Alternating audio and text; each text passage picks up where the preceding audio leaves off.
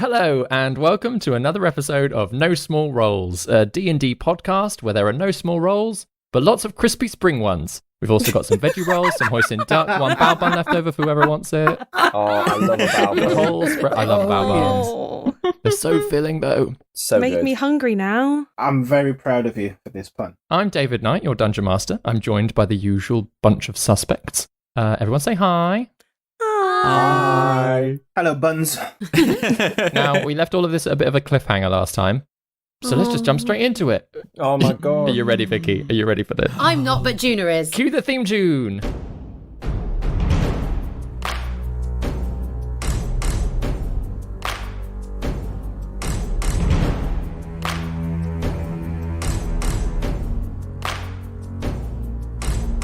Prepare your party of players and polyhedral dice. Your tragic backstory better be worth the sacrifice. Seize your sheets and D20. Let's play D&D. Your haggard character swaggers with daggers in each hand. You've all discussed what you must, but even better laid plans. Take a turn when checks are missed. Roll initiative. Brandish your blades.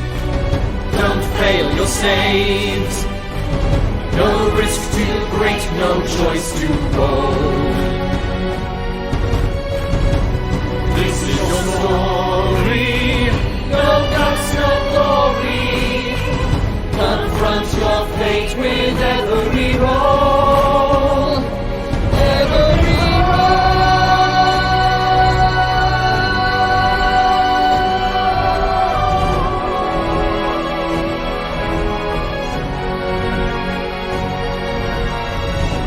Rises inside, one who will pay the price. Their chance of success or rest upon the dice. No risk too great, no choice too bold.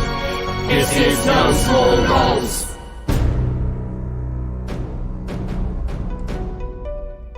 Having decided to sneak into Vondelle Estate before your luncheon tomorrow, you climbed over the wall and began to investigate. Your discoveries answered some questions whilst offering more mysteries. After noticing a woman performing some magical ritual inside the manor, you all headed over to the gamekeeper's lodge, and Gaius watched as Matrim Brug, and assumedly his wife, sorted through bags of stolen items before vanishing through a door with magic similar to that used by the brewery thieves. You broke into their lodge, Juna took back her stolen water skin, and you found a book of necromancy written by Kralevin Sevelt, which Orryn marked with the word naughty. Before you all continued skulking about. Amazing. The estate's stables had been cleared out, which was unusual for a noble family, and whilst exploring their new ruined tower, Gwendellyn discovered her own family's handiwork and the entrance to a secret underground chamber. There was an iron door down a set of steps that bore the phrase, "The word is the key," and at Enkidu's suggestion, Gwendellyn tried saying the word key in Elvish. This, however, awoke a dragon statue that blasted fire at you all. So unimpressed. Classic. And hurt quite a lot of you. Yep. Taken a bit of flame damage there and a bit worried, and especially after hearing noises from beyond the door, you all hurried away, and as the entrance to the underground stairway closed, Orryn accidentally dropped his glowing stone back into it. But can I just say, David, I like that you're pointing out all the mistakes that the party made in the last episode. There were a lot of low rolls, like last time. It's just, that's what happens. Ah, yes. Yeah. So as you were all headed out of the estate, Juna decided to make one last stop to investigate the southern side of the house and spotted a copper-haired woman, which is the thief from the woods, up in a window.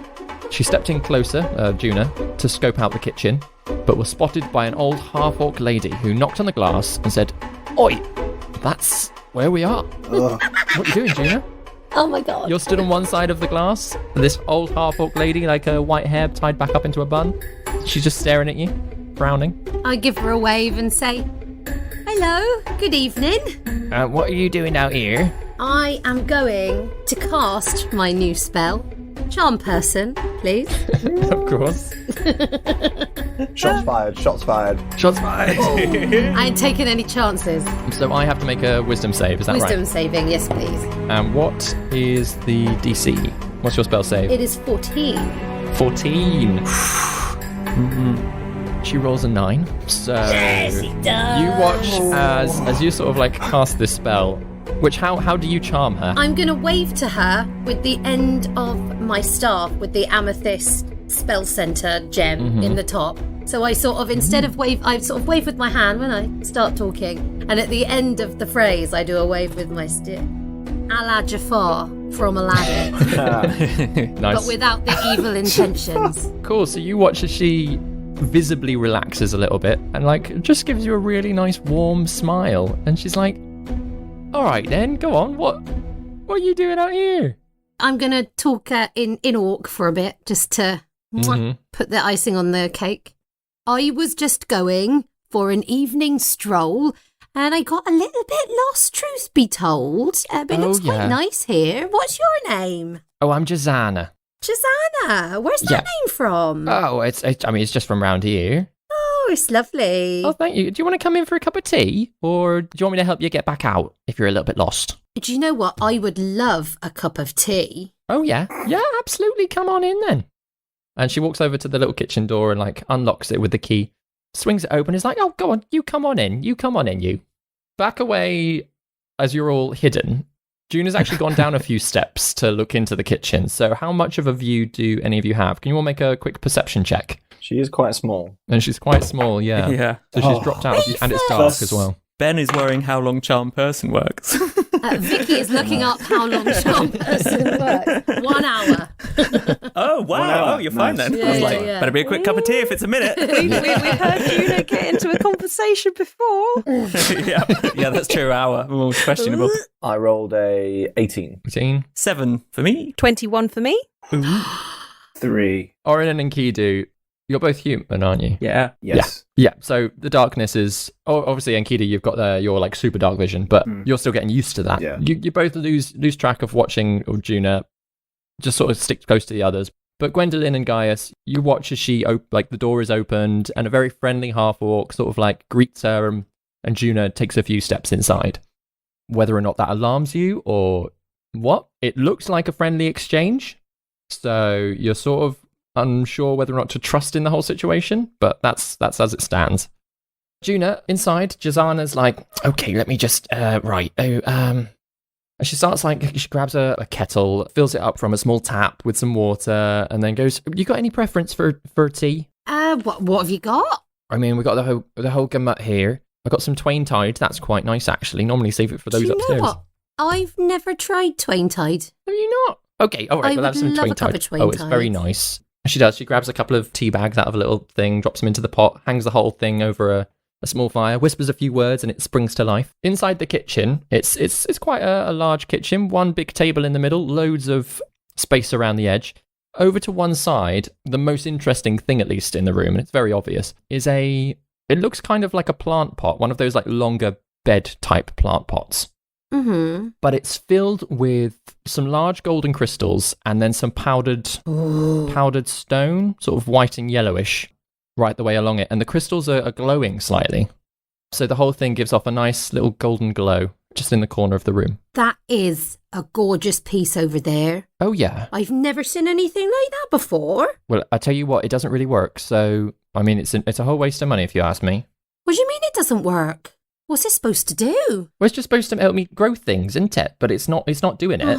It just keeps doing it. Like, they grow, sure, but they grow far too fast, so they just wither and die before I got a chance to do anything about it. Oh, is that for your cooking and that kind of stuff? Yeah, exactly, yeah. Oh, that's a right pain in the posterior, that is. Oh, yes it is indeed. Yes it is. What brings you here anyway? You're getting lost. You're not a local. No, I just come from the other side of the Lockhold Woods. Oh. Just sort of never been over this way. Thought I'd have a little pootle over.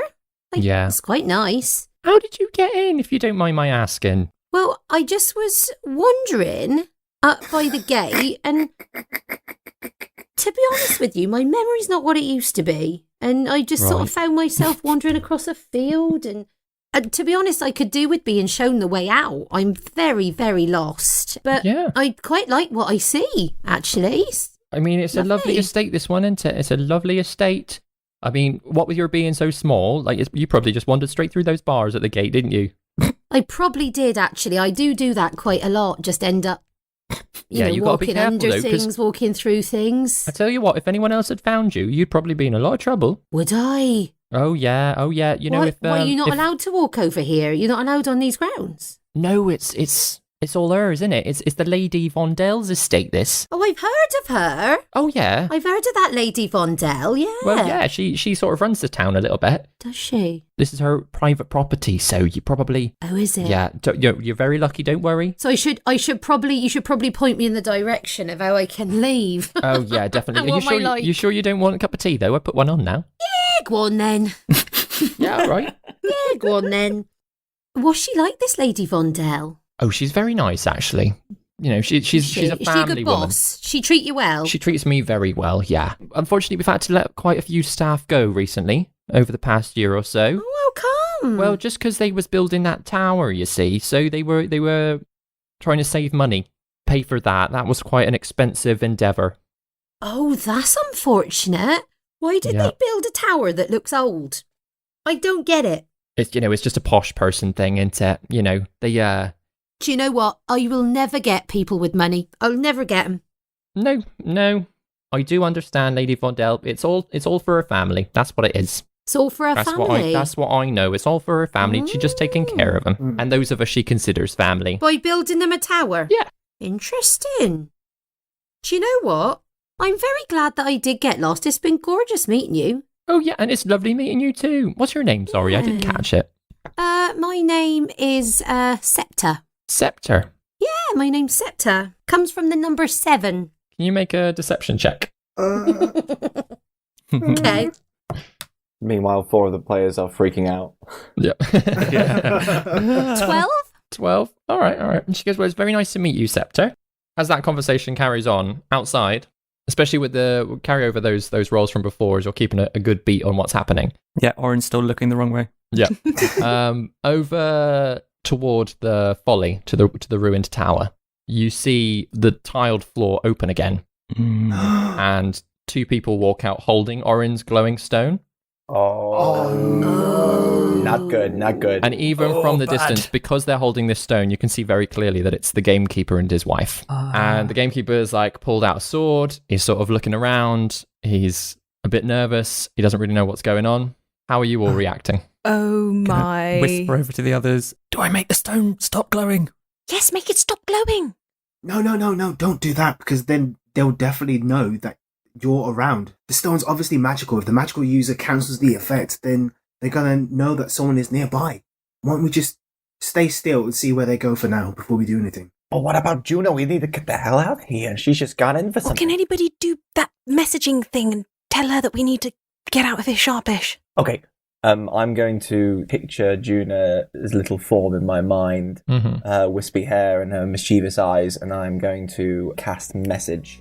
What do you say to her? Juna, sweetheart, we gotta get going now. Really gotta get going now. Now, let's go. Inside, I'm sort of sitting there at the kitchen table. And I look out of the window in the general direction of where I think the others are. And point my finger out, which I have to do to cast message.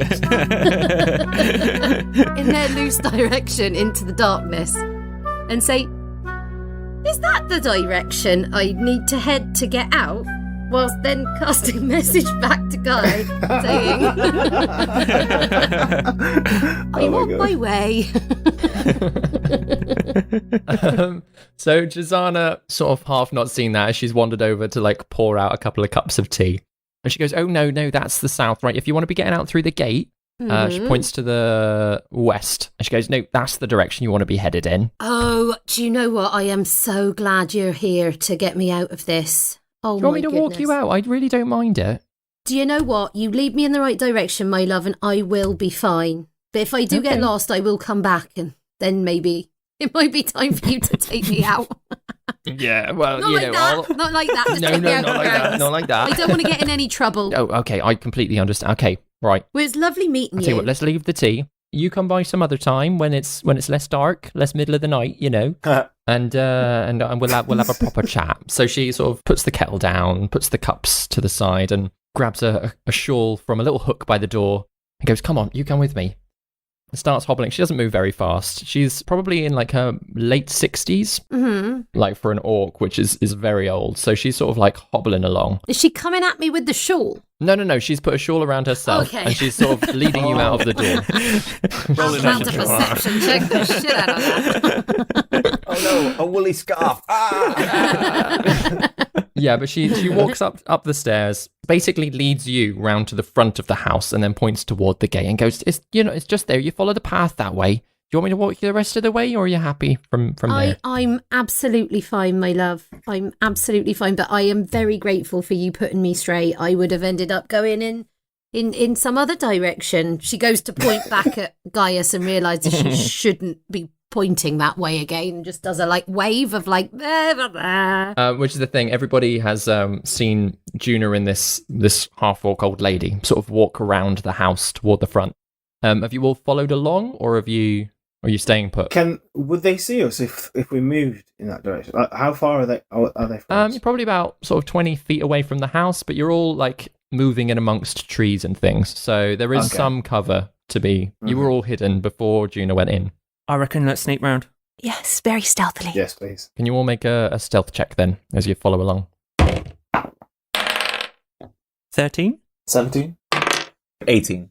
And 19? So you all start moving around through the trees, and actually, as you're sort of moving around toward like the southwestern side of it, you watch as Matrim and his wife Dahlia move northward. So they've gone around the opposite side of the house, essentially, and after a while, you completely lose sight of them. Where you hadn't turned that glowing stone off, they could easily be spotted as they've moved. Cool. But Jazana, back with Juna, goes, "All right, so I'm going to get back in because honestly, it's a little bit cold out here for my bones. It's been an absolute pleasure seeing you." Oh, it's been a pleasure. One last thing before I go. This Vondelle lady that you work for, I know obviously your allegiance is to her. Yeah. But is she to be trusted? I would trust her with my life. Oh, that's lovely. Oh, I'm glad to hear that. That's a funny question, isn't it? It is a funny question. Is there a check I can do to see if she's sort of, that she means it? Make an insight check. 18. 18. Yeah, you can tell she's genuinely fond of the family. Okay. Yeah, and actually, like, from her demeanour, like she's just been fairly open and honest with you, as much as she can be. Well, hopefully our paths will cross now that I'm in town. I don't know how long I'm around for, truth be told. I'm a bit of a drifter, me. But hopefully I'll see you around, and that'd be lovely. Next time I see you, I'll shout you a drink of ale or whatever your fancy is. To be honest, it's just tea. Then I'll shout you a tea. Oh, that'd be nice. And I will see you when I see you, I suppose. And she sort of like waddles back the way she came, and you watch her as she sort of descends the few steps toward the kitchen. Goodbye. Seeing her move away, I assume everyone else sort of calls you over as you're hobbling toward the gate. Sort of they make themselves known. Juna. Yeah. Hey, gang. Right, we should get out of here quick because that gamekeeper and his wife or friend, they are out and about in the grounds and we need to get out of here quick. No. Yes. Yes, and they found orange stones. Do you know the way back to the gate? Because that lovely half-orc lady just told me. Lead the way. So you sort of follow the path back toward the gate. As you approach, can you all make a perception check? 8. 9. 4. 3. 23. Cool. In which case, can you all make a wisdom saving throw, please? What? Oh my gosh, that's terrible.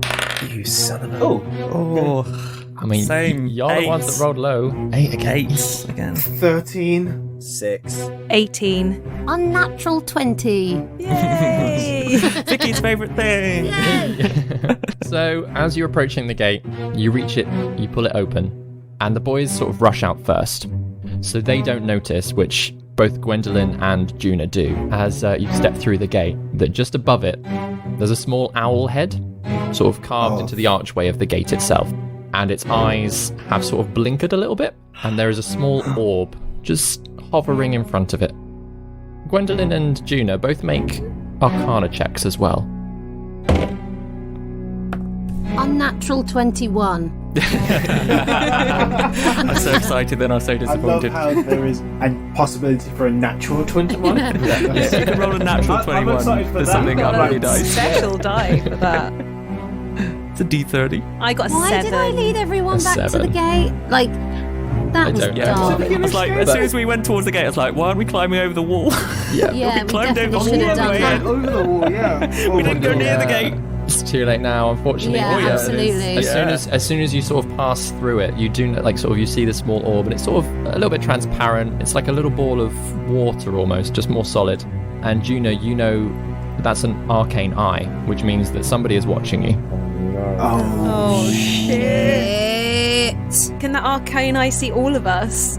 Yeah, this one can. Guys, can you smell burning? Because our goose is cooked.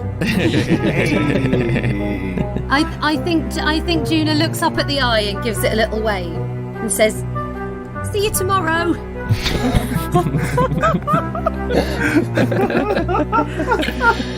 don't know, Gwendellyn just like starts dragging Juna through the thing. She's like, put the collar up on her coat and make everybody just run.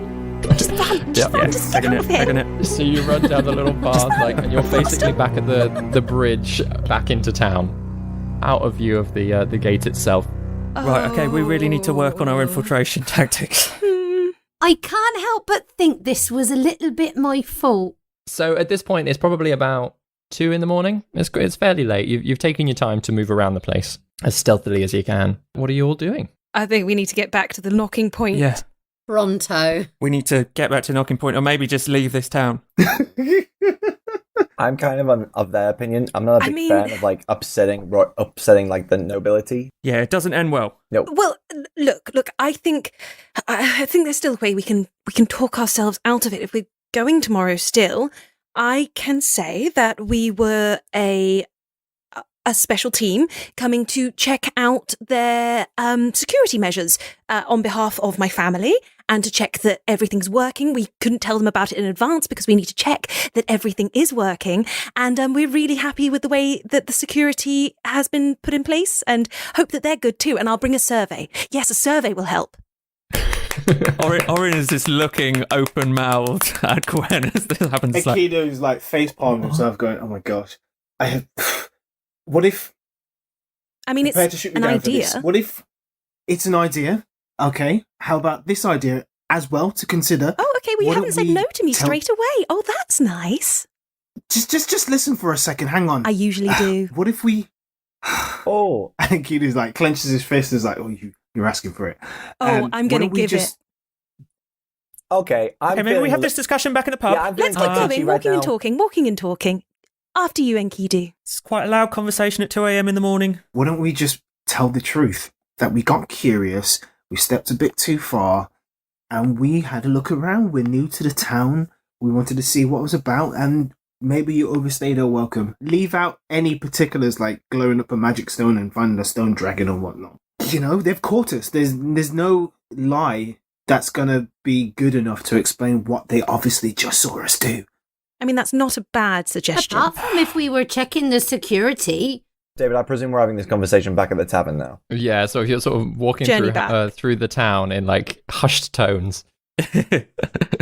And yeah, but by the time sort of you reach back in the tavern, it's already closed up basically. With the keys that you've got for your rooms, you can get in, so that's not an issue.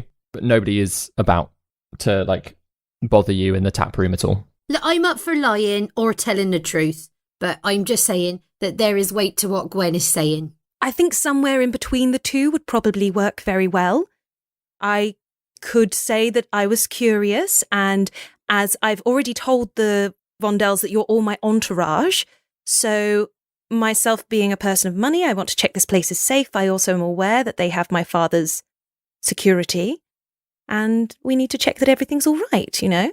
Do you mind me asking, what happens if I don't know what relationship they have with your father, but what happens if he's not told, or he turns up, or like, I don't know, if they're in touch with him?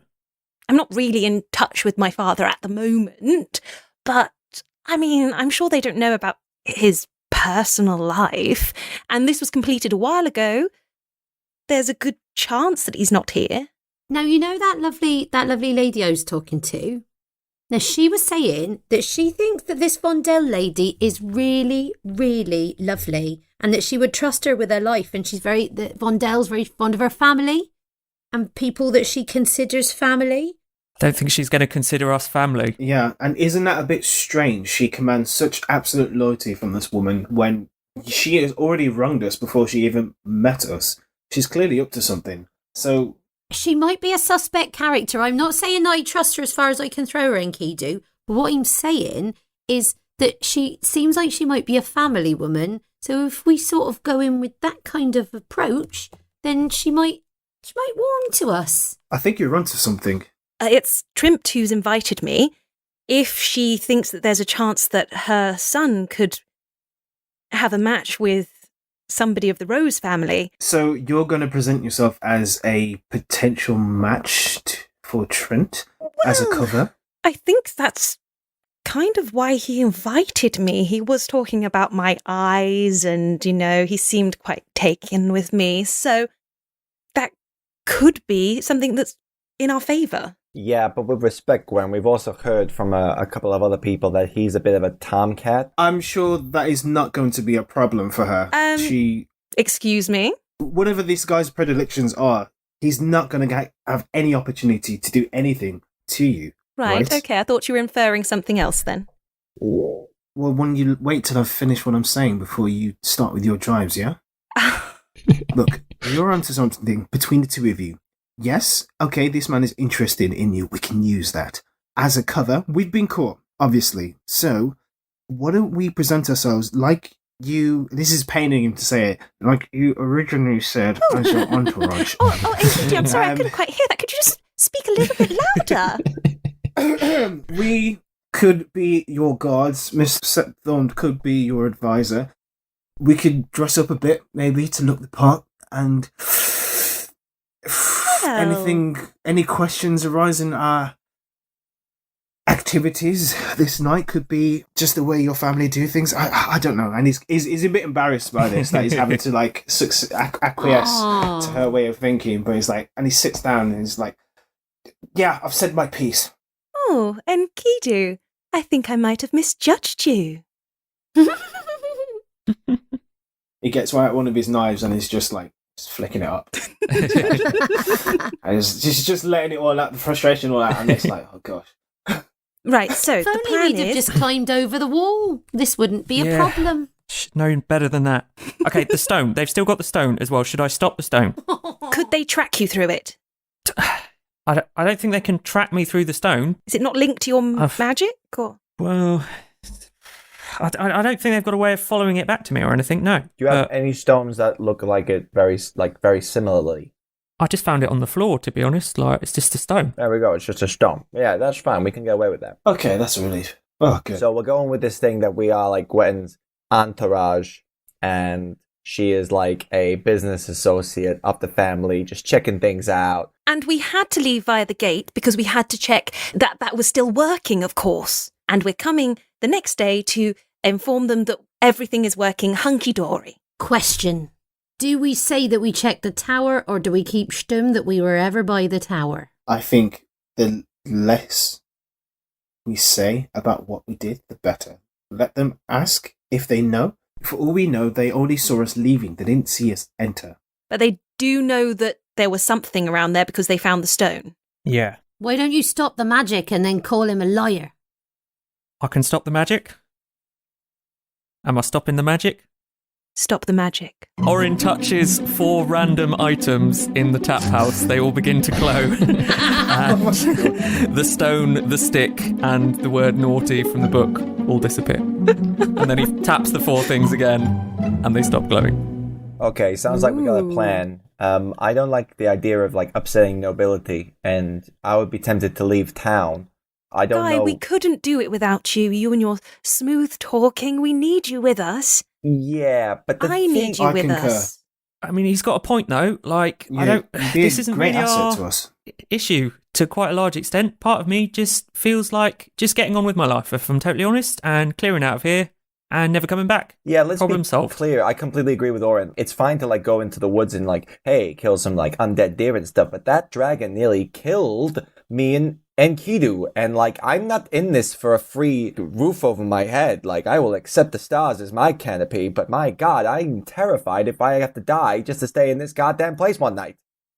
My friend, I completely completely understand your situation, and I have my own issues with people in high places.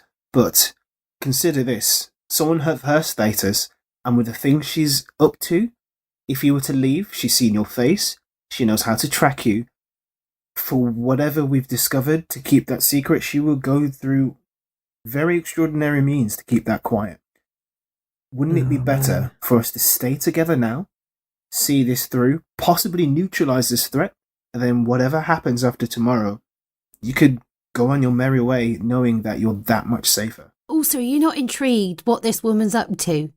She's stealing stuff, she's building old-looking towers, she's taking stuff, but she's a family lady. There's a witch in the woods. Is she the witch? I am fascinated by her. Yeah, I mean, I'm concerned about that, but I'm going to be less concerned when I'm about 7 days away from here. But just think about what's happening. Those creatures we met in the wood, they were undead deer. Now, if we let things carry on Another reason to be 7 days away from here. Yes, but just imagine how far this power could spread. We could be leaving Tillisham, but it could follow us. And if we don't do something about it, if we don't try to protect these people, if we don't fight for justice and honour, I mean, Guy, surely you agree with me, this is an adventure, and we're all here together for a reason. Now, it's not just to get free bedding or that sort of thing, it's to help people. And I'm here, I've got my own mission, we've all got our own mission, but we're here together, and I say we do what we do to help people. Juna starts clapping. Okay. Gwendellyn, listen, okay. I am not a hero, and I don't want to be a hero. I want to get through this life with all 10 fingers and all 10 toes. The idea that we are going into a place where there is like a lot of danger for very little payoff is very scary to me. That's not how I've lived my life. That's not how I feel comfortable. I agree that the scary thing is like if we leave, this person who is powerful, this person who has lots of like resources and things could find us. I don't like that. I don't like the idea of like going to another place and having to look behind my back for if there's a knife. I mean, there's plenty of knives out there that are already waiting for me. I don't need another one, frankly. Guy, have you heard that famous saying? Some are born heroes, some achieve heroism, and some have heroism thrust upon them. That could be you. You could have heroism thrust upon you, Guy. You could be great. Gwendolyn takes Guy's hand and looks at him with very big eyes, and right in the eye, and she says, Guy, you're a hero to me. Guy is cringing into like a small ball. Like, that's so sweet, and you are so big with your big eyes. God. And he like turns away from the door, and he's like, if you guys get me killed, I swear to God, I'm going to come back and kill all of you again. Only if you're made undead, that is. You can only do that if you're made undead. Yeah. If you're dead, you won't be able to do that. By the sound of it, though, there's a man wandering around the forest who has exactly that ability. Yeah, another reason why I can't leave this goddamn town. Okay, alright, we need to get some goddamn sleep. Yeah. Good. Absolutely. Just before everyone goes, I kind of lay a hand on Guy's back and say, "To my friend, I've seen a lot, but I feel genuinely that much safer knowing that you're still with us in this thing." For people listening, Darrel is currently sat there with a smug look on his face and a massive tankard with after what he's just said. I feel like that is important D&D to add. All the gravitas of that scene is gone. And what's left is... Orryn, are you actually going to sleep in with Gaius tonight, or...? Yeah, Orryn's gonna, he'll make his way up to the room. I don't know what the bed situation is, but if there's one more in a corner or one nearer the door, he'll try and nab that one. No, you're Big Spoon. We've established this. So you all rest up, and it is a much needed sleep after everything that had happened yesterday. The whole exploration of town, heading out into the woods, the infiltration of the estate. It was a big day for you all. It takes you, like, you rest your full 8 hours, and it's 10, 11 o'clock by the time you all meet back up downstairs in the tap room. Who's first one down? I wouldn't mind being first down just because I've got some tinkering that I need to do that Orryn's quite keen to get done. Orryn, then if you're sat sort of doing a little bit of work in the tap room, a little bit more space, you've taken up a whole table. Yeah. Iris has bought you some tea. He's bought you some bread and cheese. So how's it all going? You know, the investigation and it. Making progress, I think. Oh, yeah. Yeah. Any leads? What are you thinking? Iris. Yeah. What do you know about the Vondelles? I don't know. They've been here a while, but like, what do you mean? I mean, do you trust them? Yeah, they're nice enough. You know, we pay our yearly tithe to them, but that's standard with any noble family in any town, really. When it comes to like a few of the old council matters, Lady Vondelle's always been pretty fair with us. Like, you know, if people have done wrong, she slapped them on the wrist, but not so much that she pissed anyone else off. Huh. Right. So she's well liked in the town. Yeah, I mean, they keep to themselves mostly, but, you know, yeah, they're liked. Huh. Okay. And while you're here, you don't know anything about the doctor, do you, in the town? How do you mean? Not much. Have you seen her recently? No, I've been pretty healthy. I've not needed to. Oh, right, okay. No, just wondering. Just we had a letter to deliver to her and... Yeah.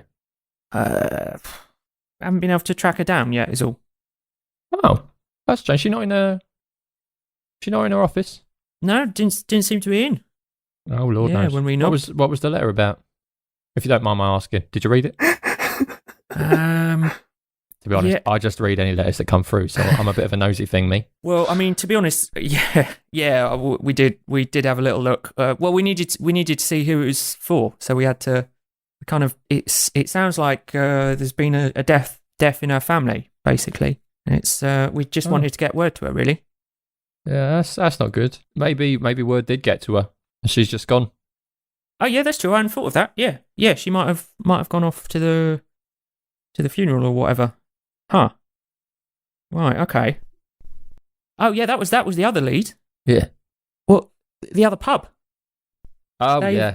Oh, you should have been here last night. Welton came over. He was going off. It was ridiculous. I really. Yeah, I mean, I feel for him. I really do. But it's Captain of Guard looks into it and he says, "Oh, it must be the same sort of thing. We're following up leads. Blah blah blah blah blah." You know, it's been a fair few days now. So, huh? I don't know what's going on with it. I'll be honest. Yeah, well, we're gonna do what we can. Yeah. Like, well, I'm sure if you wanted to go look over there, like, you know, sure things up and out, Welton would let you in. Yeah. I explained to him that, like I said, that you lot was looking into it. Yeah. Okay. Well, maybe we'll go and check that out later. Yeah, we've got a bit of a lunch date first, though. Oh, what?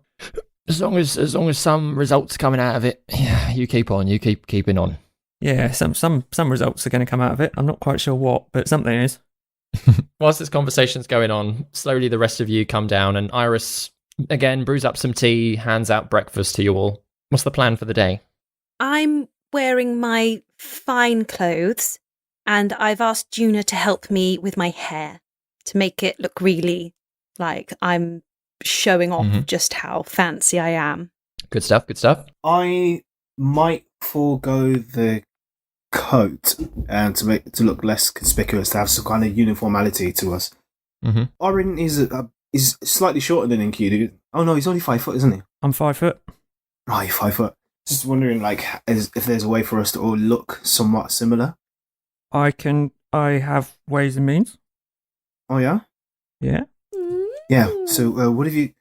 So to make us look the same, look kind of like we're part of a unit. What have you got on you? It's less what I've got on me and more what I can do. All right. I can change my appearance if I have to.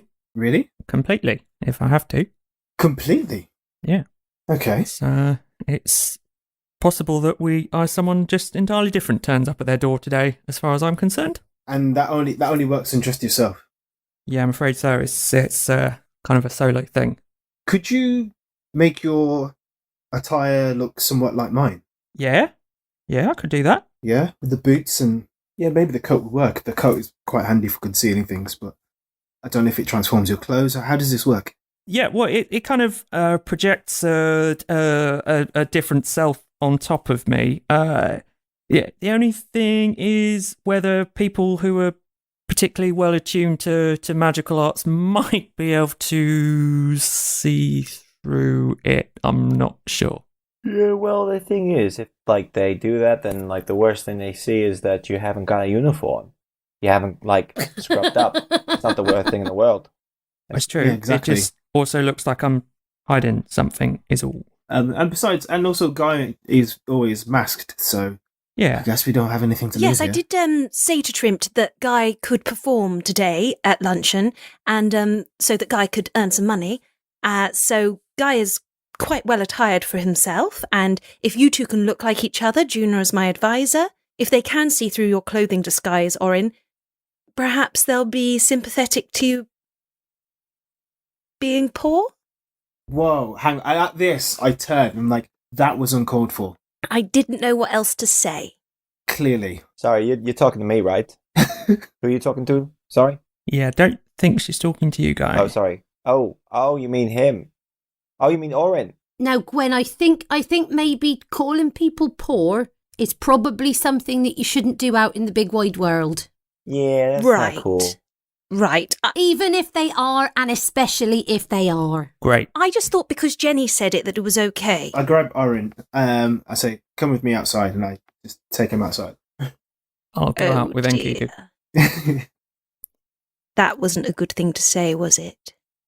It's No, all right. you- It's a learning experience. Yeah. You'll learn for this. Yes. Like, of less able means is sometimes like a more appropriate level, or, just like refrain from like speaking of that sort of thing. Anyway, cutscene. Okay. Orryn and Enkidu, what have you done as you've wandered outside? I'm just going to turn to him and say, you're right. How you feeling? Yeah, I'm fine. Right. I've put up with worse in the past. I can tell.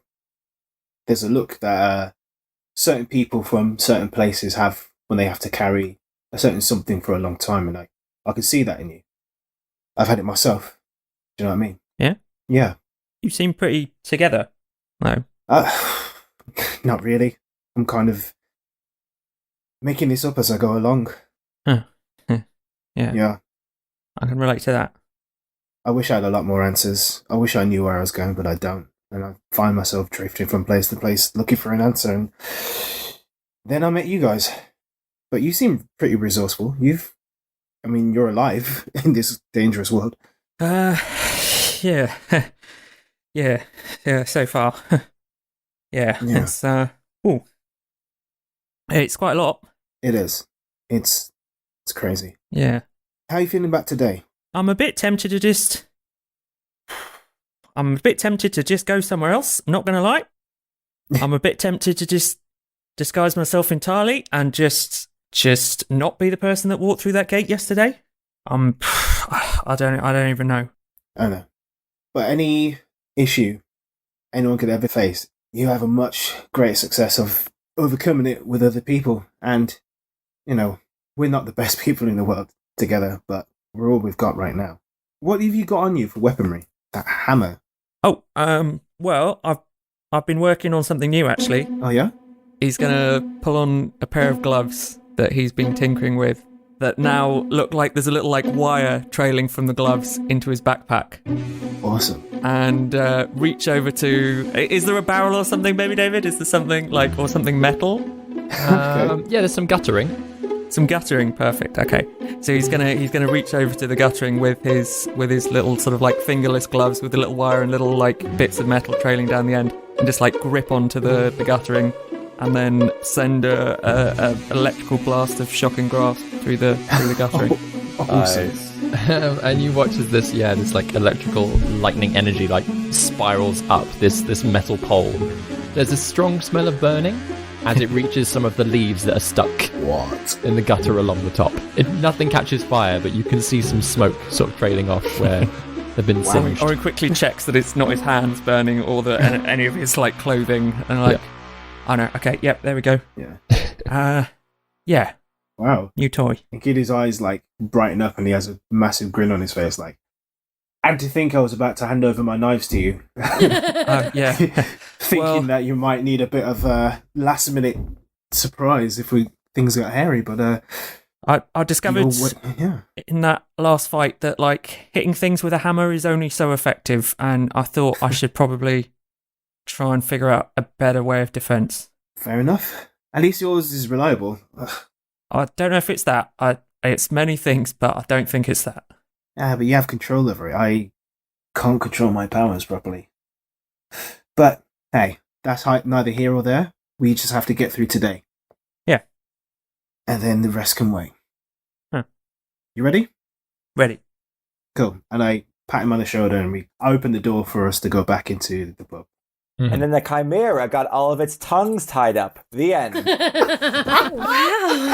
that was quite a story. Wow. I know, right? Oh, damn it. I think I've missed a corker. Orryn, I'm so sorry. I didn't realise what I was... I didn't mean it in a bad way. I didn't mean it as an insult at all. I'm just still learning how to be a bit better with my words. I do apologise.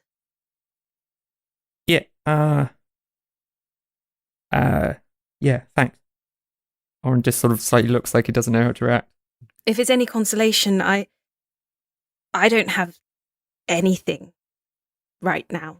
I have literally everything you see me standing in, and I have none of the skills or the expertise that you have. So, you know, you may not be purse rich, but you're rich in all the talents that you have. So, anyway, I'm sorry. Yeah, well, no, thanks. And you seem pretty effective at dispatching a deer, it must be said. So I wouldn't say that you're without talents. Let's hope we don't come up against anything worse than that, eh? Hello, Grace here, and I can't believe we're already on episode 6. We're thrilled that our listeners range from D&D is my life to Dungeons and what now? If you are new to D&D and the dice rolls are getting a bit confusing, fear no more. As a beginner's guide is in the works, watch this space, or listen to this space. Don't forget that you can find us on Twitter and Instagram at No Small Rolls, and on Facebook simply search No Small Rolls. We spell rolls ROLLS, as in roll over, roll over. I have spent too much time with children this week. If you're loving No Small Rolls and want to help us spread the word, please do recommend us to your mates and give us some rates on iTunes. 5-star ratings, thank you very much, that would be great. Anyway, that's all from me for now. Let's get you back to Tillisham. So you all head out. By the time you've sort of gotten yourselves ready, looking the part and all the rest of it, as brushed up as much as you can. Juna's not brushed herself up at all. Nice. She looks the same. By what you'd expect lunchtime to be, sort of midday, just beforehand, you start heading over to the estate. You pass through Servelt Square, which is, again, it's quite busy for a midday. You do notice that the Plenty store is not open today. Whereas before, like last time you were there, like they'd put some stock out the front and like closed, the door was open. There's no stock out the front. The door is closed. Gwendolyn's quite curious about this, so Gwendolyn's going to go over and kind of have a little knock on the window, and she's going to call for Drania Pine to see if she's in there. Make a quick perception check. Oh, 9. It doesn't look like there's anybody inside. There's no lights on in there. Like further back, it's quite shadowed. You also don't notice that Jenny has snuck up to you. Oh God! Like, no. I don't know what it is. She's not opened all day. Not all day at all. No, she's not opened at all. It's so strange for Drania. Oh gosh, do you know where she lives? Well, she lives in there, like upstairs though. Do you have a spare key or anything like that? No, I don't live there. Yes, but sometimes neighbours have spare keys. Well, I'm not a neighbour. I just work across the way, don't I? Oh right, sorry. Everybody seems to live where they work. I'm getting very confused. Well, yeah, that's what happens in small towns, isn't it? Right, yes. I assume so. You're all dressed up. You're dolled up pretty nice. Where you going? Oh, yes, I'm going for luncheon at the manor house. Oh, is it? Oh, that's nice. Yes, I've been invited by Trimpt. Oh, have you? I have. Oh, Atrella won't be happy about that. Well, I mean, it's purely platonic luncheon. Oh, I'm sure it is. I'll see how you dressed up, though. I'll see. Oh, hi, Juna. Hello, you. Hey, Jenny, it's really lovely to see you, but like we gotta get going because we got a luncheon at the manor house, and we would really appreciate it. Oh yeah, yeah. Are you performing? Oh Yes. yeah. Well, I'll tell you. We'll tell you about it later on. I tell you this, and I can't wait. I'm pushing Juna especially. Can I just, as I'm going, like, give Jenny a hug? Oh my gosh. What I would like to do is make some sort of, I don't know, Arcana insight perception check to see all the checks. All the checks. I don't know what the right Proficiency check, saving throw. what the right check is to do. I don't know if I should say what I want to check. To like. I don't know how you're going to check for it if you don't say what it is. I want to be quite elusive because I don't want to give Do you want us to anything take too our much away. headphones out? Can I? Can I do Oh my a flower gosh. check to see if there's anything flowery about her? Make Make a flower check. Make a perception check. Oh, it's really bad. 5. 5. And it was a small roll. No, Okay. no, unfortunately Well, not. Can I make a flower check? There's I know what it is that you're looking for, and yeah. it's a very quick hug. So Cool. it's you. Cool.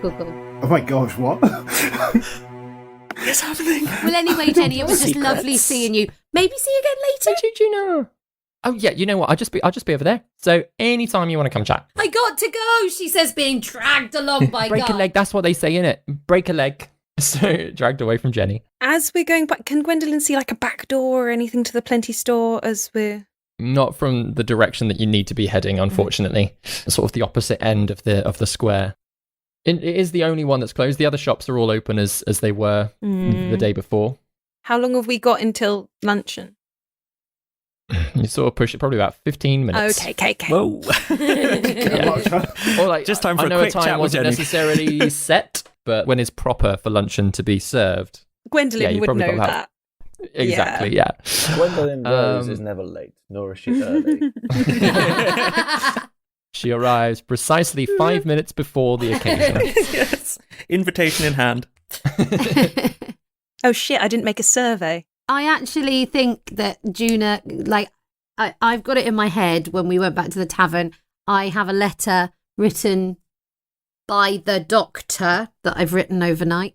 And I've also, I think I would have, like, written a survey from Gwen's dad. Lovely. Okay. I can have helped out with that as well. I was going to say, would you Yeah, like for wording some and things. help, Retcon survey. some help on that? Retcon survey. Yeah, that's absolutely fine. Is it like a Google form or is it an Excel sheet or? Comic Sans. Oh, so informal. So as you make your way over the bridge, down the little path towards the gate, the Vondelle estate gate, with its circle of 3 entwined thistles in the centre, you all very clearly see this carved owl face above the gate. This time round, can you all make wisdom saving throws again? Just though, please? before we get there, I'm just going to turn to the others and go, am I meant to be disguising myself then? Yes, I thought you already had it up already. It's up to you. You do you. Feels a bit futile at this point. Because we've been spotted by the owl now. I'm just going to go as I am. Okay, cool. Hell yeah. Come as I'm gonna you roll. are. Ooh, not bad. And what are your wisdom saving throws? What are your scores? 21. 19. 8. Wisdom saving throw, yeah? Mm-hmm. 4. Ooh. Oh, small roll. 13. 13. So interestingly, as you approach this time, Orryn and Gaius, even though you've been told about what happened, you still can't see, and it's just an owl face. Gwendolyn, interestingly, this time during daylight, you can't quite catch a glimpse of that orb either. However, Enkidu and Juna, you definitely can see it. You're like, there it is. Give it a little wave again. I'm going to give it a wink and a wave of my staff. Yeah. And actually, as you approach and you see this thing come into existence, the gates then like and just open by themselves. Well, I turn to everyone, I just nod solemnly, like, we're doing this. We're doing this. we're doing this. Can I give Orryn a we're little doing this? squeeze on the hand? Because he's looking really nervous. I'm going to give him a little Yeah. squeeze on the hand and give him some guidance. Which means, Oh. Orryn, you can roll a d4 on an ability check Nice. whenever you want it. But I think like the aim is just to like give him a tiny little bit of self-confidence that he's clearly lacking. Yeah. Oh. It's just insult Orryn Day today, isn't it? You make your way down the path toward the main door of the house, and the whole manor is this beautiful, lush red brick building with black iron all around the roofing and lining every single window to make it. It really does stand out. It's gorgeous. The main door opens as you approach, and there is the gamekeeper's wife stood at the door in uniform, clearly the housekeeper. And as you approach, she sort of bobs a little curtsy and she says, "Hello, I'm Dahlia. Nice to meet you all. I'm to understand that you're coming for luncheon today, is that right?" That is correct, Dahlia. Thank you. Just a quick check, DM. Was Dahlia the name of the person that the gamekeeper asked me to make a poem for? Yes, exactly. Cool. So yeah, you've already got an idea of her relationship with him. Great. She says, "Of course, my lady, if you'd like to step on in with your guard," and gestures to Enkidu, and then says, "And the rest of you, you're welcome to go around to the servants' entrance there. The cook Jana will greet you all." Excellent. We also have my personal bard is with me as well today. He will be doing a performance at luncheon, so do make sure that he's sent up at the appropriate time. Yes, of course. I believe it's on the schedule that once you've all eaten, that he'll be invited up to perform for you all. Marvellous. What a well-run house. It's lovely to meet you, Dahlia. And you, of course. Please step on in. Thank And yes, you. if the rest of you just walk round to the southern side there, Jana will meet you at the entrance. Okay. Thank you. And yeah, so she steps out of the way. Gwendellyn, I'm sure you step on in. Mhm. And Enkidu, do you follow? I do at a few steps behind. Mm-hmm. And then once they're through the door, Dahlia just bobs another little curtsy to the rest of you and closes the door. Gwendolyn and Enkidu, you're led through to a little sitting room. It's a very nice sort of tea meeting room type of a thing. And in fact, there is a pot of tea ready and waiting there for you both. Dahlia gestures into the room and says, "My lady and my gentleman will be down shortly. So please make yourself comfortable. Feel free to read any of the books that we have about, okay?" She sort of bobs another little curtsy and steps away. The three of you outside. What are you doing? Guess making Just our way going around to the servants' quarters. to see your friend from last night. Ooh, that's going to be And I believe trouble. charmed person, once the spell is worn Yep. off, they know that they have Yep. been charmed. Oh, bloody hell. Oh. Not that we know you've charmed her. So someone's going to die. Okay. Let's go. Cool. It's much more frightening knowing that we've been welcomed cordially. Hmm. So as you do head round, yeah, you see this old half-orc lady stood in the doorway. She's got a very small cigarette that she's just smoking. You all right? Jisana, it's lovely to see you again. Oh, is it? Yeah. You got any of that lovely tea, that, what do you call it, Twain Tide? We didn't have a chance to drink it last night. Yeah, I wonder why. You two met before? Yeah, she was the one I was talking to last night. You know, I told you that I got lost. And I was like, oh no, yeah. Scepter, you're such a divvy. You got lost again. Can you make a deception check? Can I roll insight to see if I can even pick up Understand on what that? is happening. Yeah. Okay. 12. You can add a d4 if you need. To understand what Juna is on about. 21. 21. Okay, so she's going on with it. She's like, "You didn't have to go and charm me, okay? If you were genuinely lost, you should have just said. I would have helped you either way, okay? Would you know what? I know that now. We all know that you were sneaking around last night, the lot of yous, so there's no point in beating around the bush about it, okay? All right then, let's have a cup of tea. All right. Well, now that we're all talking honestly, come on in. Thank you. I got dinner to prepare. Anyone can help? Yeah, I'll give you an hand. Sure. Oh, wonderful. All right. Let me see what we got going on then. Sort of stubs out a little cigarette outside, walks on in. The three of you are allowed in. She gestures over to a pot of stuff that's already brewing. She's like, right, so the menu for today, we got wine poached pears with a local cheese board to start. We got some seared venison with some rhubarb compote for main, and then honeyed fig and almond tart, okay, for dessert. Any of those you want to be working on? Oh, You made any of that before? I love a good tart, so yeah, I will go to town. No, I don't mean to be rude, but you do look like the performer, so I've been told that you don't have to help. You can go and practice if you want my to. sweet lady, I am an artist of like any variety. Like you give me the tools, I will make you a masterpiece. All right, okay. Well, you work on what you want to work on then. Oh no. Those feel a little bit out of my comfort zone. Orryn over here, he's very good with technology. He's better with the tech than he is with the food. You know what I mean? I mean, I know my way around, some herbs and spices and whatnot. Do if you you know? want. I never knew that about you, Orryn. Yeah. As you've all sort of come into the kitchen and seen it, and like there are the ingredients all spread out on the main central table, but Orryn, your gaze does come to this plant bed over to one side. Very quickly, actually. You don't even have to make a check for it. You can recognize it as an agriculture accelerator, or like commonly known as a boost bed, to like speed growing up, basically, of plants and vegetables and things. Jisana's like, oh, well, if you're any good with tech, you go have a look at that. I mean, that blasted thing's broken, so... Is it? Yeah. Why, what's it doing? Broken. Why? What? How? Well, it's supposed to help plants grow quicker, right? Yeah. And it's doing that, and then it kills them. Like, by the time I get round to do it, like, within a couple of hours, the whole thing's, it's grown and it's withered and it's died. Oh, no, shouldn't be doing that. And I got that book that came along with it, whatever that is, and I can't for the life of me make head nor tail. So. Yeah, no, you don't want to read the manual. You never want to read the manual. Well, I'll tell you what, you have at that then. You two, if you're going to help cook, you come help cook. For a cooking challenge, Gaius and Juna, if you want to help out, Yes. Can you are either of you proficient with cookeries tools? I'm proficient with herbalism stuff. I don't know how similar that is. Not particularly. That's more for making healing But stuff. my job has been cooking in the Been past. cooking, so from a just lifetime of... really bad So at like it. So on my sheet, I don't have it, but historically, I am a cook. Yeah.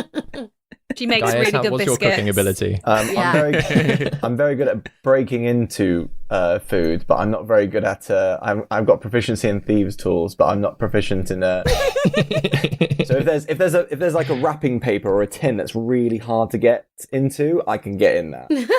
Okay, in which case, can you both just make just a straight roll then, please? Juna, I'll let you have advantage because of your background. Oh. It's a 7. 19. 19. So, yeah. Juna, you roll your sleeves up. You get straight in there. Wine poached pears, that's pretty standard starter. So you're like, yep, get straight on that.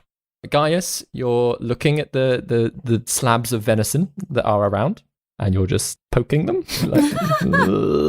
moving them about backwards and forwards, being like, maybe I'll set up over here, maybe I'll tie this over here, to the point that Jisana comes over. She's like, why don't you just go practice, eh? And sort of takes the food away from you, ushers you into a small side room. It's like, you just relax, okay? You don't have to stress about nothing. I see you got the worries, so you just focus on that. Yeah, that's true. I just off my game today. Normally I could make a souffle like it's nobody's business. Yes, I'm sure you can, young man. Orryn, Yeah. can you make an Arcana check, please? Yeah, I certainly can. I get to add D4 because of my abilities. Mm-hmm. So that is a 17. So you go over to this plant bed. You start looking at all of the different crystals. There's loads of powdered spear stone right the way through it that is supposed to encourage the growth. There are little runes carved into each of the crystals, each for different purposes. Some for the acceleration, some to protect the vitality of the vegetables and things. And you notice that some of the cap runes that are meant to prevent overgrowth, it's supposed to work, that it grows to a certain point and then keeps it there ready for harvest. And the cap runes that do that have been scratched. They're all damaged in one way or another. Not purposefully, it just looks like sort of wear and tear. This thing might have been secondhand or just been put together slightly wrong. So you know exactly what it is. To repair it, it'll probably take you over an hour. How long's cooking looking like it's going to take? Have I got an hour? Yeah, you've got a good amount of time. Yeah. I'll get to work. So I'm pretty confident I can repair it with the stuff that's there. Yeah. Okay. Like with your own tools, like it's just repairing some of these runes so that they're less damaged, basically, making them a little bit clearer. Yeah, so I'm going to pull out my Icebreaker's army knife, which I've been making this morning, sat at the table. Oh, yes. Which is my shiny new little multi-tool, and get to work on the crystal.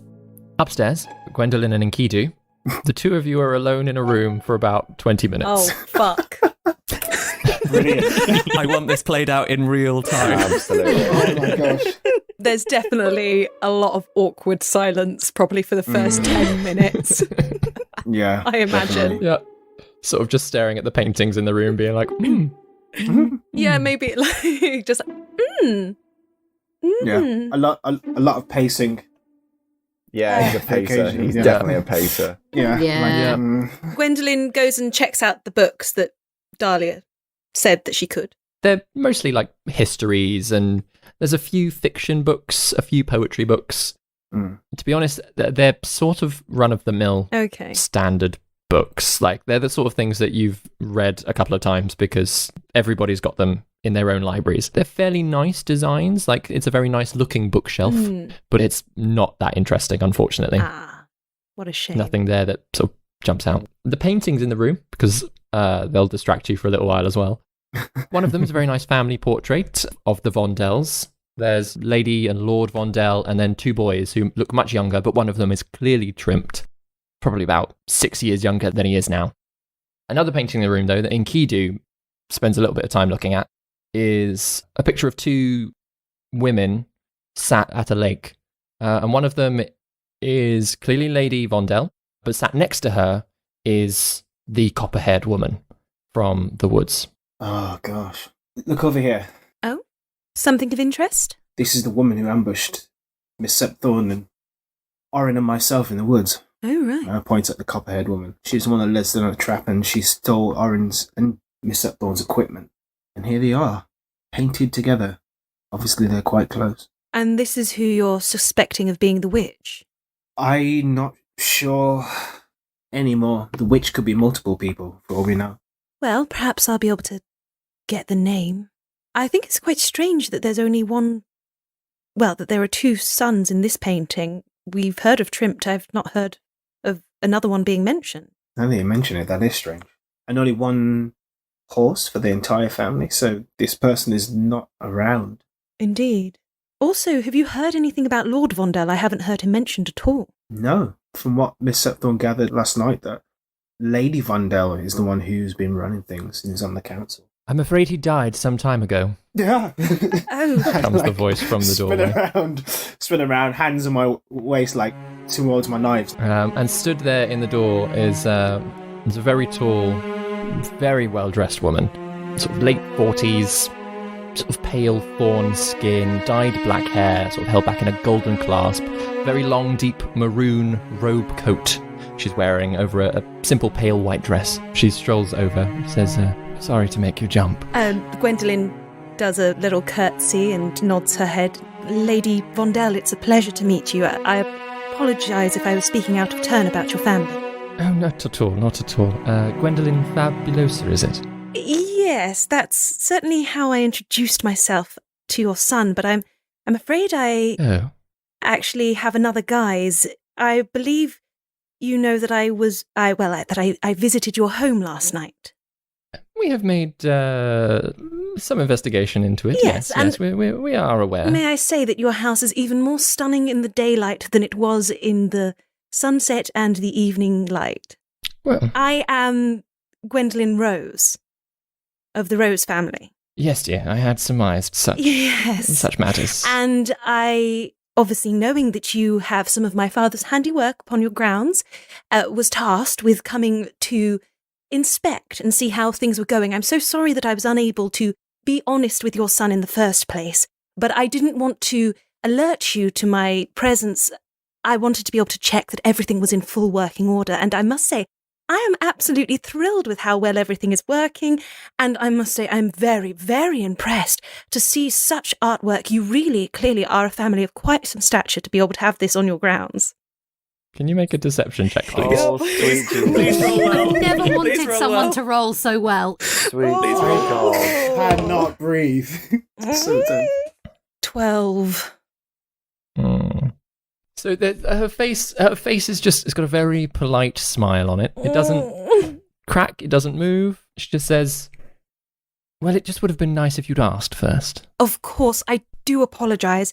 Well, I didn't want to give you a heads up just in case something wasn't working, and it was the best way that I saw doing it, but I see now that I misjudged the situation, and I do apologise, Lady Vondelle. I hope you can find it in your heart to forgive me. You are quite a charming young thing, aren't you? Oh, well, thank you.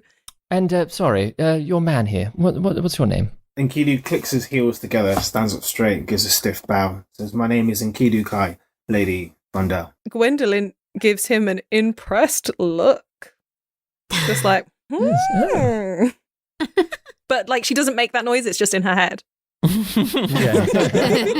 Yes, well, you did a good job of protecting her last night, so very well done. Would you like to move through to a more comfortable sitting room together? Oh, that would be wonderful. We've just been admiring your paintings in this room as well.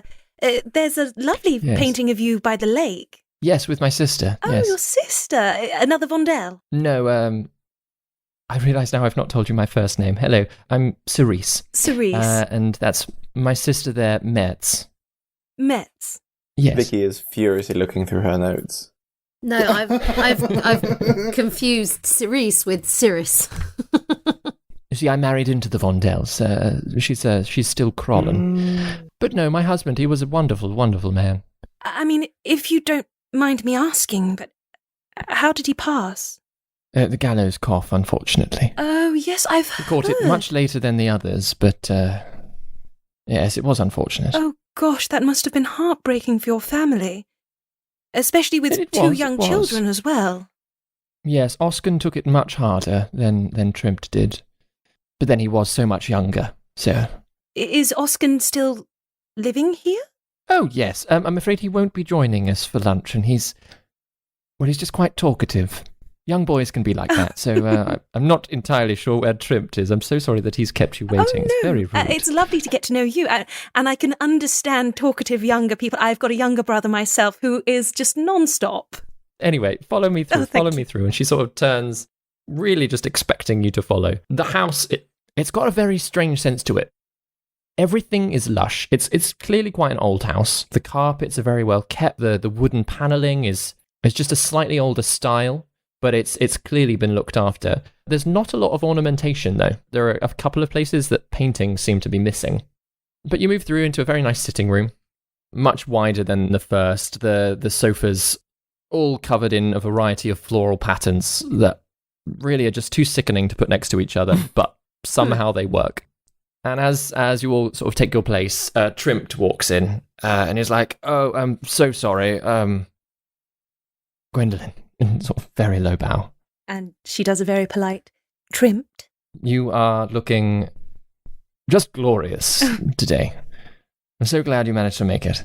As am I. I've been having a wonderful time with your charming mother, who is just an absolute delight. I've been having a wonderful time already.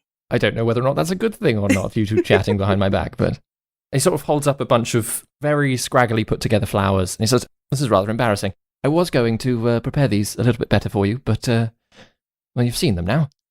How very thoughtful of you, Trimpt. They're absolutely divine. And I give them a nice big smell, and then I hand them to Enkidu. I want fan art. See if you can make these look a little bit better, Enkidu. I receive them, like, bow my head, hiding, like, the tightest little grin. I'm trying to, like, hold in my laughter, like... Excellent. And, like, I compose myself, and the look of this, like, black-clad, like, leather-bound warrior who's just holding these, like, daffodils. Yeah. It's badly arranged flowers. Yeah. So you all take your seats, sort of conversation starts. Gaius, downstairs, you've just been left to your own devices. What would you like to be doing in this time? First and foremost, is there anybody near me? Make a quick perception check. 14. 14. You've been left alone in a little room, and you stick your head out, and the one end of the corridor like opens up into the kitchen, and the other one leads to a set of stairs that goes up. Beyond hearing polite conversation pass by above you, there doesn't seem to be anyone else nearby. I'm just going to do a bit of body percussion. So just do a little bit of a tap little tap dance by myself in order to jazzercise my magic, and I will assume the form of Trent. Amazing. As last you saw him, he's his floppy blonde curly hair, sort of very well put together face. Okay. Where are you going to? I'm just going to I say wander. I'm going to like carefully but casually like wander up the stairs. Make another perception check as you're sort of passing up the stairs. Ooh, 20, not natural. 20. No, that's good though. So as you're halfway up the sort of set of stairs from the basement to the ground floor, you sort of just do a very quick peek up and over through the railings, and you can see another set of stairs in which the actual Trimpt is walking down with a set of flowers, and then he rounds a corner and disappears off to where the rest of the voices are. Okay, so in that case, then I will very quickly, very quietly, like go up those stairs where he's just gone. You make it up to the first floor landing. Basically, what I'm trying to do is I'm trying to assess where that room was last night where we saw all that magic going on. Okay, so make a quick survival check. Okay, survival. Because you're trying to like sort of plan out the map in your head of where that room was. That's going to be a 17. 17, yeah. Yeah. So yeah, you knew that it was in the east end of the house. So you sort of orientate yourself a little bit and start following the corridors down. And yeah, you're very cautious about it. At no point do you actually hear anybody else moving about as you head toward the eastern wing. You're fairly certain that you reach a door at the end of a corridor that you're pretty sure that's the room you need. Is there anything looking like owl-like on the door? Make a investigation check. That's not good. Investigation, that's going to be a 6. What is it that's distracted you that it's a 6? I just heard a creak behind me, which I assumed was immediately like, someone's just walked up behind me, but it's not. Just old floorboards. Yeah, it doesn't look enchanted. As you do approach, the door is locked. You can actually tell that just from like looking through the crack where the two doors meet. Yeah, I'm going to go for it. I get out my thieves' tools and just click the click and try and get into that lock. Make a thieves' tools check. Okay, so that's going to be an 18 then. Yeah, so actually it's a fairly straightforward, like just iron lock. So you sort of stick your tools in, click, click, click. It opens. Inside, it's quite a wide space. It's quite a wide room. Very nice tiling along the floor, and a small library of books. You get the impression that this is some kind of study. In the centre of the room, though, whilst there are a few small desks around the edges filled with other piles of books and inks and other things, in the centre of the room, which draws the attention the most, is a very large table that looks incredibly old, and it's got 3 rings of arcane symbols surrounding just a reflective disc in the centre. I'm going to try and commit that to memory. Did that look like anything from the Gamekeeper's book that Orryn would have shown us? No, actually. Okay, we'll commit that symbol to memory then. Is there any tome or any like book that seems to have been recently opened is in a place like right in front of the desk? Make a quick investigation check. Okay. Just have a quick look around the room. 2, everyone. And that's a 6, that's 8. 8. No, you sort of get distracted with some of the other things on display. There's a cabinet of components in one side of the room that sort of catches your attention because it's got loads of different random little like bits of fluff and string and wax and all the rest of it. And there's another one that's got quite a nice display case that's got 3 wands sort of resting in it. 3 wands, eh? Yeah. But there doesn't seem to be any... Whilst there are books around, there don't seem to be any notebooks or any instruction manuals for this table. I'm going to take one of those wands. Ooh!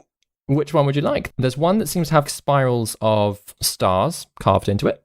Another one that's got a very similar pattern, but it's all waves. And another one that they're all just made out of wood. But the third one, from the handle to the tip, the wood becomes a little bit more withered and decayed.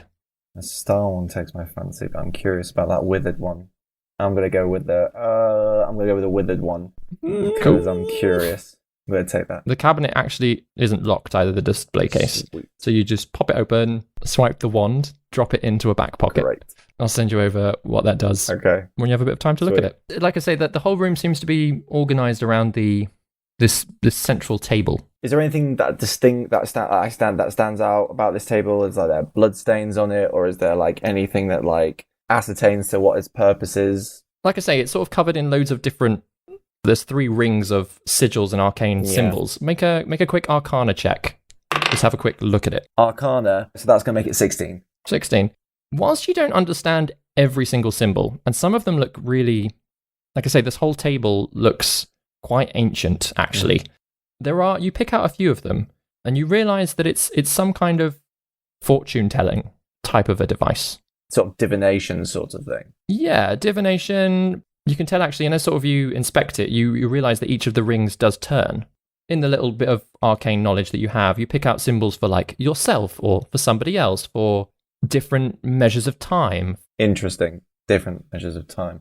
So I would just be like, okay, cool. I will, like, trust my gut, go back and try and do up the lock again quickly. Like, very aware now that, like, that 15 minutes is, like, they might be, like, chowing down any second now, and I should be getting going. Make one last investigation check as you sort of rush out the room.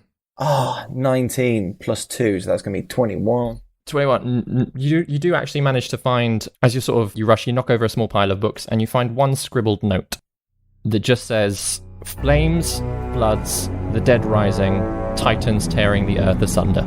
Flipping heck. Okay. Just a small note. I'm just going to check. I'm just going to keep an eye on that calligraphy. Has it got, like, I'm being really specific here. Has it got quite, like, a nice slant? Is it, like, cursive? Whilst it's clearly written quickly, it's written by somebody who writes well. Okay, cool. And I will relock the lock, and I will, like, wander back down towards the gang. As you're sort of stood at the door, just relocking the lock, you just hear a little voice behind you being like, "Mother says we're not allowed in there, Trimmed, and you know that." I freeze, and my shoulders just go up, and I turn around. You see a young boy, probably about 11, 12, who looks a lot like Trimmed, just much smaller. And if you're going to be sneaking in there, like, you could at least ask if I can come along with. It's really not fair. I'm presuming, obviously, that he knows his brother's voice very well, so I just go, and I just roll my eyes, give him the middle finger, and point him down the corridor, and I saunter off. Watch as you pass, throws 2 middle fingers up back at you. You're just not fun anymore. And, like, he walks back down the corridor. As he says that, I'll just go, huh? It's like, yeah, I said it. Carries on walking. I'm just gonna like suck my teeth and like walk away. As you're heading back downstairs, can you make a very quick stealth check? Can be 21. Oh, wow. Oh, yeah. So you make it back downstairs. No issue at all. I'm assuming you're going just back down to the basement again. Mm-hmm. There's a few moments you think, especially as you're heading back down to the basement, you think, oh, the cook's going to pop out. And you just wait a moment, and then you duck into your room, and you're back in safety once more. Okay, I will drop form. Back upstairs. Gwendellyn, how's the conversation going? What are you chatting about? So obviously, having seen, as we're walking around the towns, we saw that wonderful statue in Svelte Square of one of your ancestors, I believe, a Kralavin. Lady Cerise sort of looks over at Trim. She says, he's not one of our ancestors, I'm afraid. Though, from my understanding, he ruled here a while ago. Yes, Oh, sorry, no, yes, it was Svelte, wasn't it, that it said on the statue? Silly me. Yes, it's a Svelte, and I'm afraid the ruling of the land has been passed from family to family for some time, so I believe he ruled even before Dravain was formed. Oh, how interesting. That long ago. Nobody's really sure what happened to him. And then the place was taken over after the signing of the Accords. The land was handed to the Boulamers, and then they passed through 4 or 5 different kings before they were disgraced, and then the Vondelles were put in charge. Oh, right, so this was never Kralavin land, then? I think he had some rule, to my understanding, but it was a very different system back then, before the Accords, you know. Sort of take what you can. Right. It's absolutely fascinating learning about the different families in this particular area. Isn't of course, it? I'm Yes. from a bit further afield, so I really have quite a passion for history myself, so I love finding these things out. Well, I'm sure we've got a book or two that you're welcome to read, if you were to spend more time, anyway. Oh, thank you. And Tripped is like, and I really would like it if you could spend more time. This guy. And Gwendellyn just laughs, yes. Oh, and I believe you had an acquaintance of mine come and perform for you. I took on his name whilst I was, keeping myself on the down low. Mr. Dwayne Fabulosa? There's another sly look between mother and son, and the mother says, now, you might think I'm rather forward in saying this, my dear, but I'm afraid your elopement has been quite the talk. amongst a few of our friends. Oh, really? Yes, I mean, I dread to think what situation brought that about. I mean, running away from your own wedding, that is certainly something. But then, of course, if you weren't happily betrothed, then completely understandable. Sure. Well, yes. I mean, I would never fully believe the gossip that you hear, but you're quite right. Looking for one's happiness is much more important. Well, indeed. I wholeheartedly agree. As fortune would have it, of course, that does mean that you've come into wonderful contact with Trimpt here, so I mean, maybe it's just a mother's hope, but... You certainly seem to be quite the family woman. Really, as well as running a town and to have such a huge heart for your family. I'm certain there's nothing you wouldn't do for your family. Oh, nothing at all. I live by the motto that one's pack comes first. Do you know what I mean? Absolutely. My family, I would quite literally die for them. And then, of course, the town, they are like an extended family. And I suppose everybody in your staff is almost like family as well. Oh, yes, of course, yes. We met your gamekeeper, Matrim, as we were leaving the forest yesterday after we were having a bit of an explore, and he was so kind to guide us back to town. He spoke very highly of yourself. Oh, well, that is very kind of him. He and his wife, they have been very loyal to the family. Yes, I imagine they must do all sorts for you. Yes. Matrim is whilst we don't have a dedicated guard, he has taken up that position as well as his usual requirements around the property. Yes, I did see him as myself and my entourage were having our little exploration last night. Yes, which I must ask you, dear, actually. The statue didn't hurt you too badly, did it? I mean, you all look very well today, I'm sure. But... Oh, yes, no, we're absolutely fine. We were completely prepared for it. I was so glad that is good. To see it working just so well. You know what, I am such a curious being, and I do love seeing my father's work in action. I don't suppose, after luncheon, you might give us a little tour and just show us a bit more of it in action. Sure, she takes a brief moment and she says, thought you'd already seen it. Well, yes, but I think it looks like there's so much more that I didn't get to explore. It is quite... Maybe you've not seen it yet. Well, what? I'm sorry, dear, what were you saying? Are you quite well, Lady Vondelle? Yes, no, sorry. I've just gotten lost in my own thoughts for a moment there. Well, that's quite all right. That's what happens to us all. What was I saying? Oh, yes, I'm very glad that the dragon statue didn't hurt you too badly. No, not at all. No. And at that point, Dahlia sort of steps in and says, your tea's a little bit ready. I say a little bit ready. It's ready for you now. So if you'd like to step through to the dining room, that would be wonderful. Delightful. Sort of bobs a little curtsy, leads the four of you through. And conversation continues over dinner in much the same kind of vein. Orryn and Juna are sort of encouraged to help bring up the food as Jazana downstairs she's just like, oh, I'm old. Please carry the things. Oh. And Juna's like, yeah, you are. And it is really good food. Juna's done a very good job downstairs. And Enkidu's invited to sit down and eat with you all as well. I say with you all, I mean just Gwendellyn, Trimpt, and Lady Vondelle. The rest of you are given food, but downstairs. Meal deal. Yeah. Enkidu is, just for flavour, Enkidu has been sweating inside. From when Gwendolyn dropped that note about running away from the wedding, he's been like, why the hell didn't I ask about that? Anything to do with before she got here, before she came here. I'm the terrible guard. I know nothing about my charge. And she saw everything. As the venison with rhubarb compote is brought up, Trimpt does turn to you, Enkidu, and he says, so, trained, are you? A trained soldier? The guard? You seem very well marshalled. Yes. A trained guard, yes. Oh, wonderful. Well, I mean, if all goes well between me and Lady Rose here, it was wonderful to take you on. I appreciate it. Not in an aggressive way, I meant as you know, as her personal guard. Continue that, yeah. And I kind of just looked him dead in the eye and said, I understood what you meant. And I just leave it there. Oh, he's so stoic. He's very much the strong, silent type. He's absolutely excellent in his work, though. Well, isn't that what we wish from all of the staff? Wow. The honeyed fig and almond tart is eventually brought up. Baby David, just as a little aside, at some point if I'm bringing food up, at some point when I've been fixing the crystal, can I just spend 10 minutes sorting my goggles out for magical detection, and at some point when I'm carrying one tray of food back or forward, pop them on and just have a good look around? Absolutely. Yeah, so as you're collecting plates after the second course, you have a very quick scan of everyone in the room.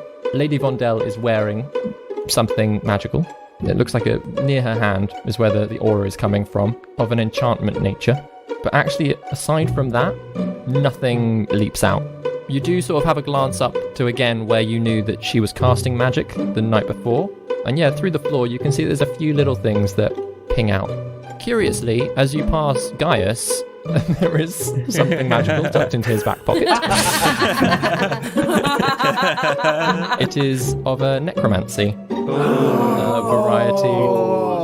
You just curiously got Okay. That is tasty. The mystery deepens. Okay. The luncheon is cleared away, and Dahlia comes down, Gaius, to you, and he says, they're ready for you now. My lady, I was born ready. She leads you upstairs, and in fact, she drops a quick note into everyone in the kitchen and says, you're welcome to come up as well. Lovely. Heading back upstairs, Lady Vondelle has led you all through to the large sitting room again, has taken up seats. She sat very close to Gwendellyn. Actually, during the whole dinner, you've really sort of felt that she's warming to you, Gwendellyn. Whatever it is that her game is, you're not sure. Whatever, like, if she's believing you or not, who knows? But there is a nice warmth and a slight posh banter between the two of you. Can I do an insight check? Yeah, absolutely. 12. 12. You think that she's seeing you as a potential match. That's the impression that you get. And so she's trying to warm you up as much as possible. Right. That makes sense. And as you all sort of gather, Dahlia and Jazana, they stand toward the back of the room. So Orryn and Juna, you're encouraged to do the same. Gaius makes his entrance. Gwendolyn gives him like a little thumbs up to be like, yeah, you got this.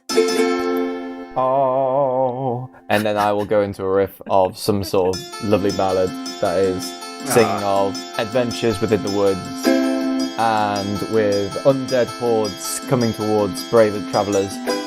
Oh my gosh. Who eventually defeat them through their cunning and heroism. However, the undead are still out there, and it will end with some sort of ominous minor chord about us always being vigilant, especially at night. Oh my gosh.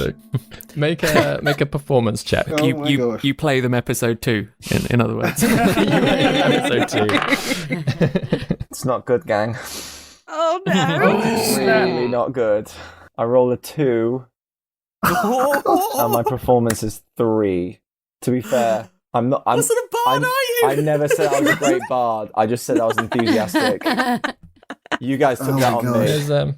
There's very awkward silence afterwards. Gwendolyn does a very enthusiastic clap. Enkidu, I think Juna does as well. As well, yeah. Yeah. We all clap. Orryn will join in. Lady Vondelle sort of smiles and she says, that's a curious one to start with. Do you have any more? Perhaps the old standards. Oh, all right. Okay. Well, for you then, my lady, I will give you the lovely tale of Romeo and Juliet. Here we go. So you sing through your second song. Make another performance check for me. I will. And let's see how it goes. Okay, that's not too bad. That's going to be 15. 15? Yeah, that one is better received by the room. Much better. And Lady Vondelle smiles. She says, well, I would very much like to hear one last. And then, if all going well, we could perhaps discuss a contract. But not to put the pressure on you before you perform. Though, of course, there's a little pressure. Well, then I have many tastes and songs I could perform to. However, I will take requests. So is there anyone in this room who would like to hear a particular ballad or a particular dainty? Trimpt just says, a love song dedicated to Lady Rose. Oh, shucks. Okie dokie. This one's called A Rose by Any Other Name Would Smell as Sweet. Oh, there's a theme. There you go. I thought that was transparent, but off we go. Okay. Now we start playing. Make a third performance check. It's a funny, jaunty tune about people falling in and out of love. Oh, it went from a natural 20 to a 14. Oh my gosh, that was a heart attack and a half. Right, but with a 3, that's going to make it 17. 17. And again, this is actually, it's very well received by the room. I'll just touch an object near me and make it make an applause noise while I'm applauding. And there is like a look. Oh, and then wonderful. quietly tap it again. I'm going to afterwards. also cast Minor Illusion for flavour, and just there'll be more applause around us as well. Oh, wonderful. You all have gifts. Well, I must say, I don't want to steal a man from your employ, Lady Rose, but may I steal him? Well, I'm afraid the decision lies with him. I mean, I'm sure he'd certainly like to be compensated for his work today. Of course, yes. Well, I mean, if you are interested, masked bard, fabulous look, by the way. Thank you. We can offer you a 10-year contract, bed and board provided, with a 50 gold pieces monthly retainer fee. If that's to your liking, that's what we offer. And of course, hopefully you'll see more of Lady Rose, so it's not like we're truly removing you from your current employ. Guy catches his loot as it like sort of falls from his hands just in time before it makes a crash on the floor. Wow, that is a suitable amount for a man of my expertise, and I am grateful. Oh, you talk yourself down. That was a remarkable Well, performance. thank you very much. I mean, it didn't start off well, but you got there by the end. I warmed into it, I had a few drinks. Yes, we were up late last night, as you're aware. May I have time to think about this? I have many responsibilities Of course, that yes. I may need to work on or whatever. If you could let us know by tomorrow, that would be wonderful. Because then Dahlia can start drawing up the contracts and so forth. Certainly. Thank you. I would be very excited to see that if a contract could be made by the end of today and then sent over to the knocking point. I could look at it Yes. overnight and make my final decision and let you know by tomorrow. Absolutely, yes. Dahlia looks over. Yes, if you could draw that up, that would be fantastic. And so I suppose Dwayne Fabulosa wasn't quite up to the same par as my personal bard here. Very sorry to say, dear. I understand that you had quite an affection for him, but no. He just, do you know what it was about him? He just felt a bit off. Like he wasn't being truthful. Gosh, yes, that does sound quite unusual. I have seen him perform myself, and I thought he was really quite marvellous. Oh, he was very charming, yes, but he just, I don't know, there was something about his own demeanour that didn't sit well with us, unfortunately. Can I make an insight Well- check, please? Absolutely. On Oh. Gwen. I Yeah, just go want to for know it. if she really thinks this guy is the be-all and end-all and there's no chink in this man's armour. Because I was going to ask that in a private moment, but yeah, go for it. I want to see. that's going to be a 13. What do we do? Do we take our headphones off? Yeah, well, it'll be up to Grace. How much do you think he knows from that? I think it's quite obvious that Gwendolyn is besotted with him, Mm-hmm. but with the information we've been presented with in Tillisham, she's starting to think that perhaps he might have actually abandoned her. Okay, so like that's that doubt is now in her. Yeah, she's certainly got some doubt, but she's still hoping that he's the person that she thought she fell in love with. Yeah, okay. I just wanted to just see where we're at in that. Because I think, I suspect Gwen is like 2 steps behind everyone else in that effect. Yeah. From the stakes that like are clearly impacting her judgment of him and like upending her life to be with this guy. So that's interesting. Just wanted She's to check doing that. a lot of learning in a very short amount of time. She's used to her small little world, and suddenly she's met some very different people, and she's having to really readjust her way of thinking. Can I do an insight check into Lady Vondelle again? Absolutely, yeah. I'm using a different dice. This one might help. Oh, it's the same fucking 12 again. Didn't help. 12. Yeah, she seems very entertained in a nice refined way. She's clearly enjoyed the music, but She's not like been. But with what she's saying jumping about Dwayne. Oh, yeah, that seems pretty on point as well. Unfortunately, that you get the impression almost that it wasn't his performance as much as it was him that she didn't like. Right, okay. And I don't suppose you know if he mentioned any plans of where he was going on next after being here. No, I'm afraid not, dear. I suspect he's probably gone to audition for other houses. Oh yes, of course. That makes a lot of sense. Yes, I mean it is the season for it, so everybody wants somebody in for summer, don't they? Of course, you need to have the right people to help you entertain. Exactly, dear. You understand. Oh, I do. Shaw leans over to Trimt. Trimt, I do like this girl. Where did you find her? The conversation goes on for a little bit. How long do you stay? I think Gwendolyn's definitely pushing for a gentle tour of the tower, but she's not going to push it too far because she knows she's in a precarious position here. Absolutely. Yep, and the rest of you, how are you feeling? Being treated as the servants? Yeah, I wouldn't mind just, while I'm at some point having a little do with the kitchen, just aware of the fact that all our herbalism stuff was nicked and all our food was nicked. Just checking out the kind of the food situation if I get a chance in the kitchen and like any herbs, make any kind of like investigation check as you're just trying to as you're sort of led back suss down out there. the situation, really. The doctor's Like, missing. what was going on? The herbalism, our herbalism kits are missing. Herbalism kit's missing and all our food went missing. Oh, that's a natural 19. So that's... I very much would like to speak to Jasana about the doctor in this time. Mm-hmm. That's a 25. At 25, interestingly, none of the food that you're dealing with and none of the herbs and stuff that are there, you recognise. None of it's sort of the ration-based things that all of you were carrying with you that was stolen. Okay.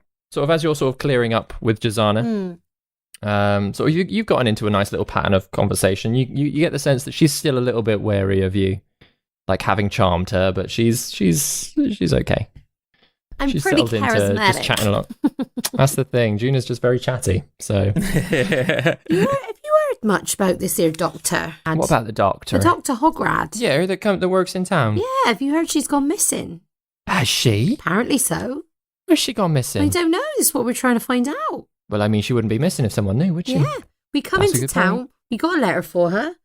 We can't find her anywhere. We heard that Cirrus fell off his horse and died. Well, I wouldn't know nothing about that, unfortunately. You don't know Cirrus or nothing like that? No, I don't know who Cirrus is. I would like to check that, please. Yep, you can insight check. Insight. Kill. 18. 18. So she genuinely doesn't know a Cirrus. She is lying about the doctor, though. Ooh, what, lying that she doesn't know anything about the doctor? Yeah, that's a lie. She knows something. This is a mystery scoop. And we'll pick it up there next week. Oh my